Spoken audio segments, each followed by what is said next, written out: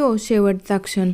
8 वर्ष प्रेमाच्या झुल्यात झुलणारी दोन पाखरं अखेर लग्नाच्या पिंजऱ्यात कैद झाली. नेत्राचा गृहप्रवेश मोठ्या धुमधडाक्यात झाला. नेत्राला सर्व सुख द्यायची म्हणून आधीच अभयने मुंबईमध्ये दोघांसाठी घर घेऊन ठेवलं होतं. कारण गेली 8 वर्ष 8 जन्मांसारखं आपल्यावर प्रेम करणाऱ्या नेत्राला संसारात काहीच कमी पडू नये ही अभयची इच्छा होती. सोन्याचा संसार सुरू होऊन वर्ष उलटतो न उलटतो तोच आणखी एक गोड बातमीने नेत्राच्या आयुष्याभोवतीचं वलय अजून दीर्घ झालं. अभयच्या काळजी आणि प्रेमाच्या वर्षात बाळंतपणाचे 9 महिने आणि त्याचं प्रेमाचं देणं असलेल्या बाळाला सांभाळण्यात कशी 2 वर्ष सरली हे तिला देखील समजले नाही. दरम्यान ऑफिसमधून अमेरिकेत मोठ्या प्रोजेक्टवर काम करण्याची संधी अभयला मिळाली. अभयने देखील भविष्याचा विचार करून ही संधी घेतली आणि तो अमेरिकेला निघून गेला. एकटेपणाच्या या काळात नेत्राने सोशल मीडियाचं जग जवळ केलं. अनोळखी लोकांमध्ये ती आता नवनवीन मित्र शोधू लागली. तिला लोकांशी गप्पा मारणं आवडू लागलं. याच अनोळखी लोकांमध्ये तिची निलय नावाच्या तरुणाशी ओळख झाली. पहिलं तिने त्याच्यात जास्त रस घेतला नाही, परंतु जास्त बोलणं होऊ लागलं तसं तिला त्याच्या आणि तिच्या सवयी एकच असल्याचं जाणवलं. त्यातून मैत्री झाली. मैत्रीतून रोज संभाषण होऊ लागलं आणि या संभाषणातून दोघांमध्ये एकमेकांबद्दल अनाहूत ओढ निर्माण झाली. नेत्रा विवाहित असून देखील तिला निलयचा शाब्दिक सहवास आवडू लागला. ओळख होऊन आता 6 महिने झाले होते. निलय राहायला पुण्याला होता आणि नेत्रा मुंबईला. एके दिवशी काही कामानिमित्त नेत्राचं लोणावळ्याला आपल्या माहेरी जाणं झालं. निलयला कळवावं की न कळवावं या संभ्रमात तिचा कौल निलयच्या बाजूने पडला. निलय देखील नेत्राला भेटायला एका पायावर तयार झाला. आता दोघांनाही एकमेकांना कधी समोरून पाहतोय असे झाले होते. नेत्रा आपल्या लहानगीला आईकडे सोडून लगबगीने ठरलेल्या ठिकाणी जायला निघाली. बसमध्ये बसताच धो पाऊस सुरू झाला. एव्हाना गाडी घाट रस्त्याला लागली होती. वाऱ्यातला तो प्रचंड प्रमाणात वाढलेला गारवा आजूबाजूचा हिरवळीने नटलेला परिसर धुक्याने आच्छादून गेला होता. सारं वातावरण कसं रोमॅन्टिक झालं होतं आणि या धुंद वातावरणात निलयला भेटण्याच्या ओढीने नेत्राचं हृदय धडधडत होतं. बस स्टँडला उतरताच तिची नजर पांढरे शर्ट घालून उभ्या असलेल्या तरण्या तरुणाकडे गेली.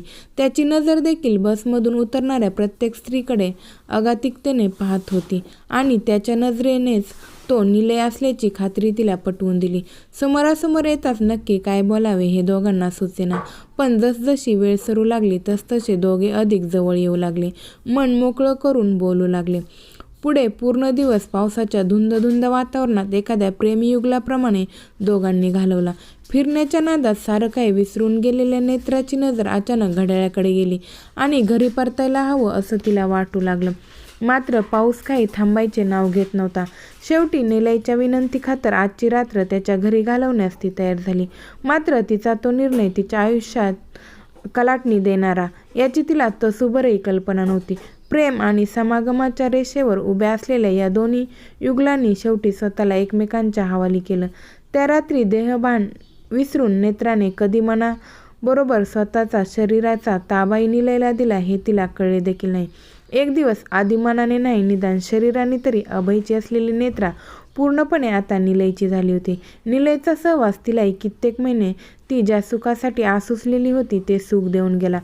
पुन्हा लवकरच भेटेन या आश्वासनासहित नेत्रा निलयचा निरोप घेऊन घरी जायला निघाली.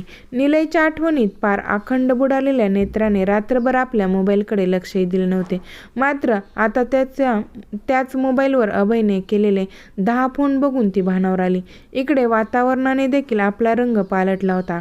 काळ्या ढगांनी आच्छादून गेलेले, हिरवाईमध्ये हरवून गेलेले, धरणी मातेला तृप्त केलेले वातावरण आता निवळलं असतं. सारं काही निरभ्र झालं होतं आणि याच निरभ्र वातावरणासारखी नेत्राला तिने केलेल्या अक्षम्य गुन्ह्याची स्पष्ट जाणीव झाली. आपल्यासाठी परदेशात जाऊन कुटुंबासाठी अभय झटतोय आणि आपण दुसऱ्या पुरुषात सुख शोधतोय याची तिला लाज वाटू लागली. हे सारं कबूल करूनही अभय प्रेमाखातीर आपल्याला स्वीकारेल, मात्र आपलं हे दूषित झालेलं मन जगू शकेल का या विचाराने ती गोंधळून गेली. अर्ध्या रस्त्यात पोचताच नेत्राचा निर्णय पक्का झाला होता. बसमधून मध्यातच उतरून तिने भरलेल्या डोळ्यांनी फोनमध्ये मेसेज टाईप केला आणि रस्त्याच्या मधोमध चालू लागले. इतक्यात समोरच्या वळणावरून भरधाव वेगाने येणाऱ्या ट्रक तिने पाहिला आणि सरळ स्वतःला त्यासमोर झोकून दिलं.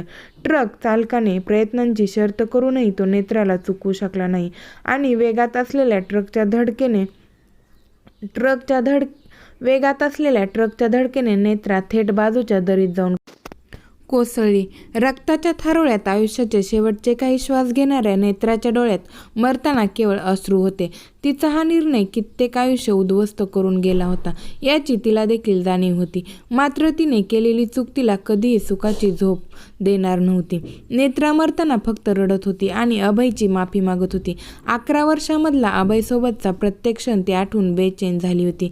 कारण जन्मोजन्म एकत्र घालवायचं वचन तिने तोडलं होतं. मरण्याआधीच अभय आणि पोटच्या गोळ्याला तिने पोरकं आणि परकं केलं होतं. मात्र आपण आपली चूक अभयला सांगून जात आहोत याचे समाधान तिला होते. तिकडे अभयला मेसेज मिळाला होता. त्याने नेत्राच्या नावाने मोठी किंकाळी फोडली आणि इकडे नेत्रा शेवटचा श्वास घेऊन कायमची गेली होती आपल्या चुकीची शिक्षा भोगायला. समाप्त.